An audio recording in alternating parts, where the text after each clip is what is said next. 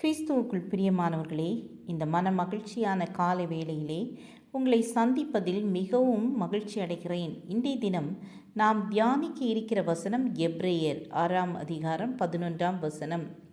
நீங்கள் அசதியாயிராமல் வாக்குத்தத்தமான ஆசீர்வாதங்களை விசுவாசத்தினாலும் நீடிய பொறுமையினாலும் சுதந்தரித்து கொள்ளுகிறவர்களை பின்பற்றுகிறவர்களாய் இருந்து.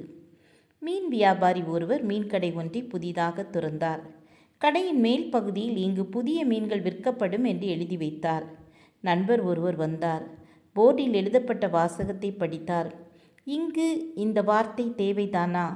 கடை வைத்தால் அங்குதான் விற்பார்கள், இங்கு என்பது எழுத தெரியவில்லை.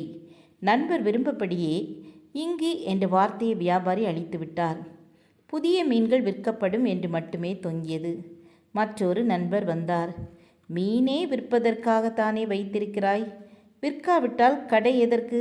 புதிய மீன்கள் என்று மட்டும் இருந்தால் போதும் என்றார். இன்னொரு நண்பர் வந்தார். மற்றவர்கள் எல்லாரும் பழைய மீன்கள் விற்பது போலவும் நீ மட்டும் புதிய மீன்களை விற்பது போலவும் புதிய மீன்கள் என்று எழுதியிருக்கிறாயே. புதிய என்ற பகுதி வேண்டாம், அது மற்ற வியாபாரிகளை இழிவுபடுத்துகிறது. அப்படியே புதிய என்ற வார்த்தை அடிக்கப்பட்டது.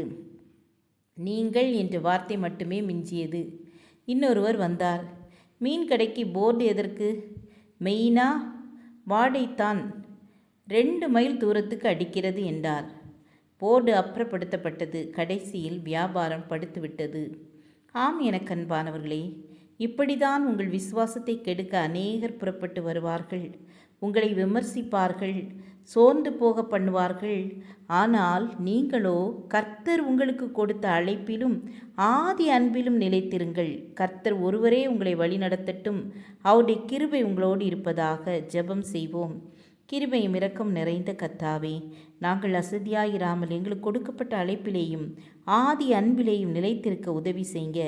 நீடிய பொறுமையோடு காத்திருந்து உம்முடைய ராஜ்யத்திற்கு வர உதவி செய்யுங்க. இயேசுவின் நாமத்தில் பிதாவே, ஆமேன் ஆமேன். God bless you.